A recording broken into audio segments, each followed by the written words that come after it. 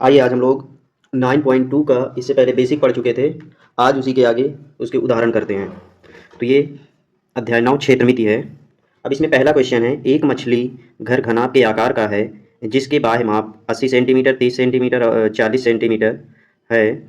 80 centimetre गुने 30 centimetre गुने 40 centimetre है। इसके तल, पृष्ठभाग वाले फलक और पीछे वाले फलक को रंगीन कागज से ढकना है। आवश्यक कागज का क्षेत्रफल ज्ञात कीजिए।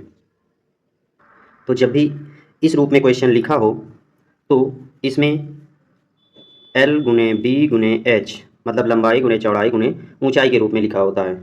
तो मछली घर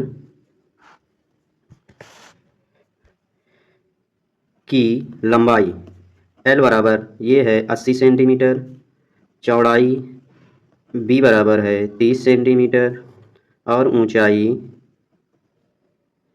H बराबर ये है 40 सेंटीमीटर। तो अब देखते हैं, मछली घर तो सभी ने देखा होगा। जैसे इस प्रकार का वो है बॉक्स, ठीक, जिसमें मछली है। तो अब ये 80 सेंटीमीटर क्या हो गई, 80 सेंटीमीटर इसकी लंबाई हो गई और 30 सेंटीमीटर इसकी ये चौड़ाई हो जाएगी ये, और फिर इसके बाद 40 सेंटीमीटर इसकी ये ऊंचाई हो गई, ये वाली, ये यहाँ से यहाँ तक ये ऊंचाई हो गई। तो अब कह रहा है इसके तल, तल का मतलब है ये नीचे वाला भाग, नीचे वाला भाग ये हो जाएगा तल। फिर पृष्ठ भाग वाले फलक, पृष्ठ भाग का मतलब ये और ये, मतलब इधर का ये फलक और इधर का ये फलक, ये पृष्ठ फलक है। और कह रहा है पीछे वाले फलक को रंगीन करना, और इस इधर ये जो है ये पीछे वाले भाग को, इसको रंगीन करना है और सामने वाले भाग को रंगीन नहीं करना है। तो इसके लिए हमें इनके अलग अलग फलकों का क्षेत्रफल ज्ञात करना होगा। जैसे क्योंकि कागज़ क्योंकि कागज़ से जब हम इसको ढकेंगे तो देख लेते हैं ढकेंगे कैसे।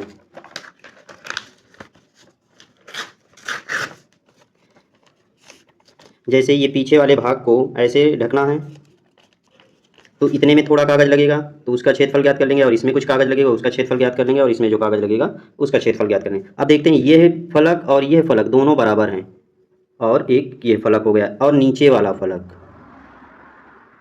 तो ये दोनों फलक बराबर हैं, ये इसके सामने नीचे के बराबर और ये आमने सामने के बराबर हैं। लेकिन जब मछली घर होता है तो ये ऊपर वाला भाग खुला रहेगा, पूरी तरह से बंद नहीं रहेगा, तो इससे कोई मतलब नहीं है और हमको इससे कोई मतलब नहीं है। हमें इसका क्षेत्रफल निकालना है, इसका क्षेत्रफल पीछे का और नीचे वाले भाग का क्षेत्रफल निकालना है।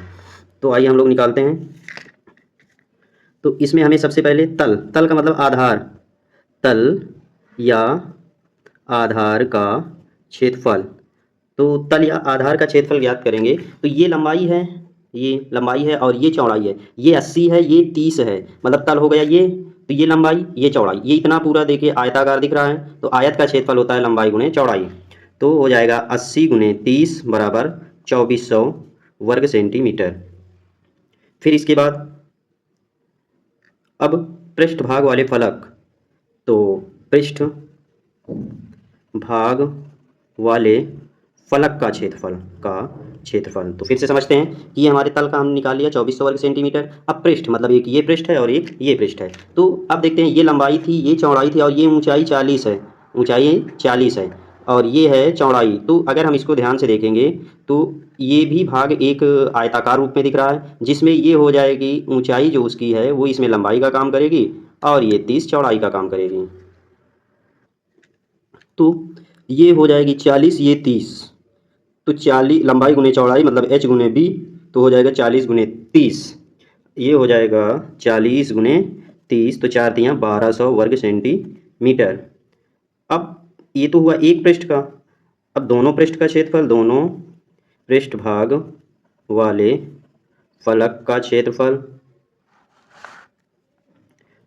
बराबर, तो इसी में 2 का गुना कर देंगे तो आ जाएगा ये भी 2400 वर्ग सेंटीमीटर।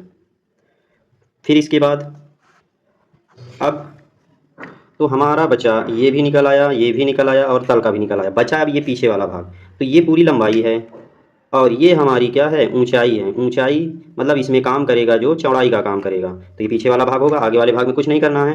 तो ये लंबाई और ये चौड़ाई जो है इसमें दी हुई है उसकी ऊंचाई, तो L गुने एच, या ये ऊंचाई को ही चौड़ाई मान लेंगे तो लंबाई गुने चौड़ाई आयत के हिसाब से। तो पीछे वाले वाले फलक का क्षेत्रफल ये बराबर हो जाएगा, तो ये 80 है और ये 40, तो 80 गुने 40 बराबर 3200 वर्ग सेंटीमीटर। तो अब हो जाएगा हमें आवश्यक कागज़ का क्षेत्रफल, ये जितने में हमको लपेटना था, तो आवश्यक कागज़ का क्षेत्रफल, तो ये बराबर हो जाएगा, जोड़ देंगे पहले तल का क्षेत्रफल ऊपर निकालें 2400 प्लस दोनों पृष्ठों का क्षेत्रफल ये भी 2400 प्लस पीछे वाले फलक का क्षेत्रफल, तो ये हो जाएगा 3200। तो हो जाएगा 4 4 8 2 10, 1 2 2 4 3 7 1 8000, 8000 वर्ग सेंटीमीटर इतने कागज़ की आवश्यकता होगी।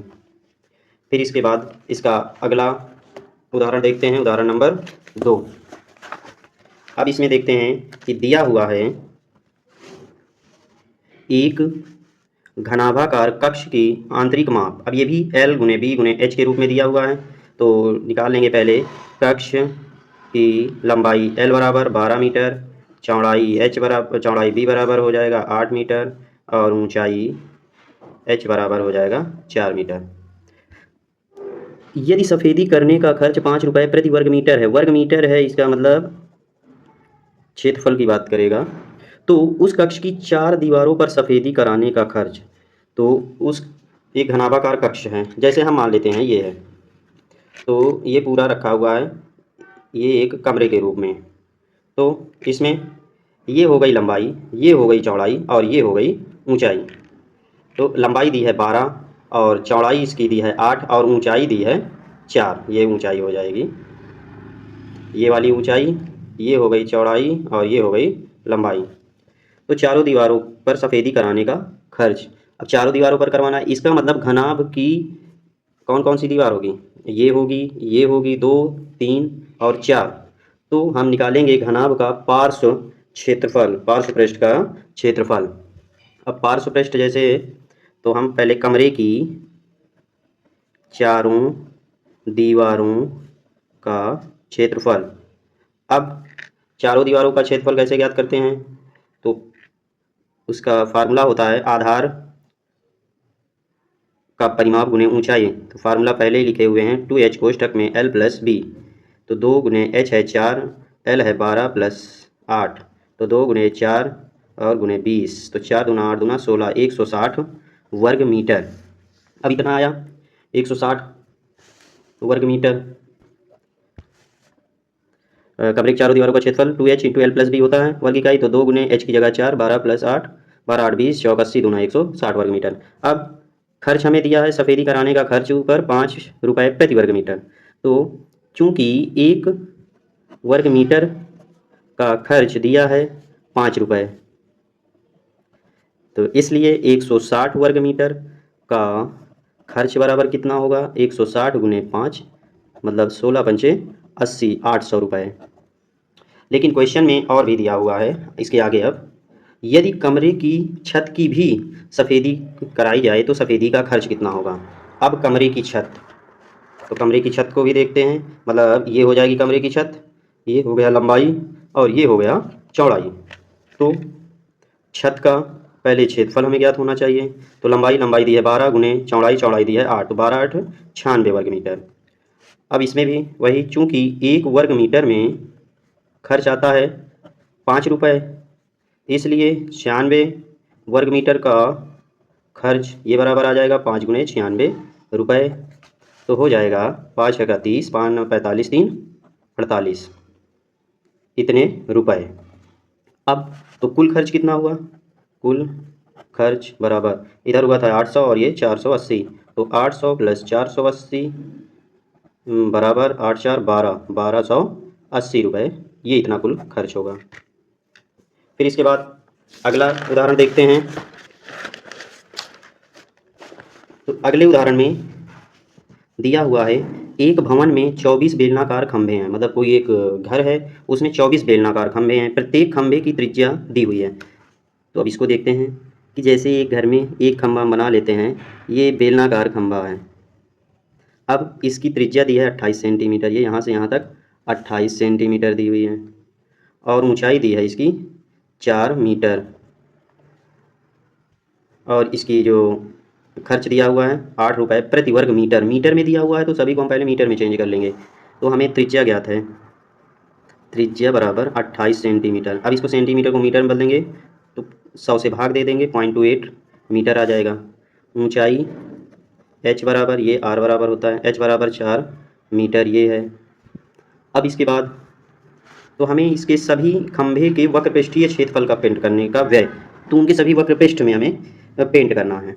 तो हम पहले एक का निकाल लें, फिर उसमें 24 का गुना कर दें तो आ जाएगा 24 बेलनाकार खंभे का क्षेत्रफल, और फिर उसमें हम 8 से गुना कर देंगे। तो आइए करते हैं पहले।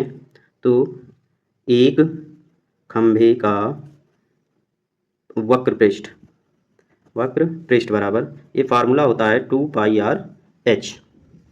तो 2 गुणे पाई का मान 22/7 गुणे r 0.28 इंटू 4, तो 7 चौक 28, तो 10×0 4 बार में कट जाएगा, तो आ जाएगा 4 दूना 8, 22 दूना 44, तो 44 और गुने 4 चौक 16, 10×1 6 गुना कर लेंगे, 16 चौक 64, 16 चौक 64 और 6 70, इतने वर्ग मीटर आया। तो ये आया अभी एक खंभे का, 10×2 के बाद ये अभी आया एक खंभे का।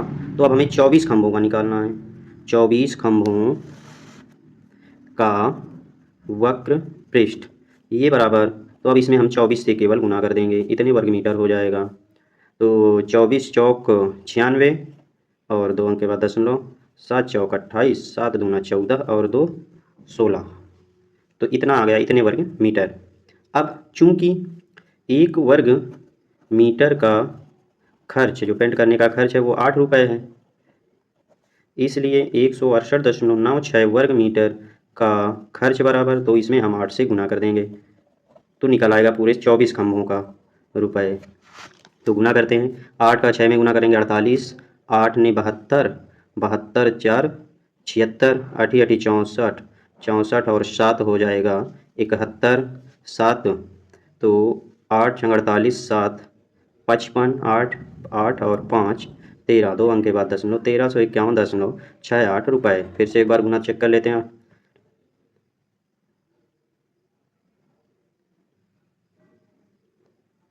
तो इतने रुपए आएगा। अब इसके बाद अगला उदाहरण है, अगला उदाहरण में एक ऐसे बेलन की ऊंचाई ज्ञात कीजिए जिसकी त्रिज्या 7 सेंटीमीटर, कुल पृष्ठीय क्षेत्रफल 968। तो पहले देख लेते हैं बेलन। तो ये है बेलन। अब एक बेलन की त्रिज्या दी है 7 सेंटीमीटर, ऊंचाई हमको पता नहीं है, ऊंचाई हमको ज्ञात करना है। और लेकिन इसका जो ये वक्रपृष्ठीय इतना भाग है पूरे का, अब जैसे हमें ये पेन है बेलनाकार है, तो इसमें जो क्षेत्रफल ये दिया है उसका पृष्ठीय क्षेत्रफल, ये इस साइड का भी पूरा दिया हुआ और इधर का भी है और इसके आगे की तरफ का भी है। तो इस पूरे भाग का क्षेत्रफल दिया है 968 वर्ग सेंटीमीटर। तो अब बेलन का जो दिया है, बेलन की त्रिज्या r बराबर दी है 7 सेंटीमीटर, बेलन का कुल पृष्ठीय क्षेत्रफल बराबर 968 वर्ग सेंटीमीटर। कुल पृष्ठीय क्षेत्रफल का फार्मूला पता है कि 2πr कोष्ठक में h + r बराबर 968। तो 2 गुने पाई का मान 22/7 गुने r हमको ज्ञात है 7 और h हमको ज्ञात नहीं है और r ज्ञात है, तो आ जाएगा 968। 7 से 7 कट गया तो h + 7 बराबर, ये 22 दूना 44, 968 बटे में 2 गुने 22, क्योंकि इधर गुना में इधर आएगा भाग में आ जाएगा। अब हम काट देते हैं, 11 दूना 22, 11 8 88, 11 88, 2 4 44 बार में, फिर 2 1 कम 2 22 बार में। तो h + 7 बराबर 22। अब आ जाएगा h बराबर 22 - 7, h बराबर आ जाएगा 15 सेंटीमीटर। हमें यही ऊंचाई ही ज्ञात करनी थी, तो ऊंचाई बराबर आ गया 15 सेंटीमीटर।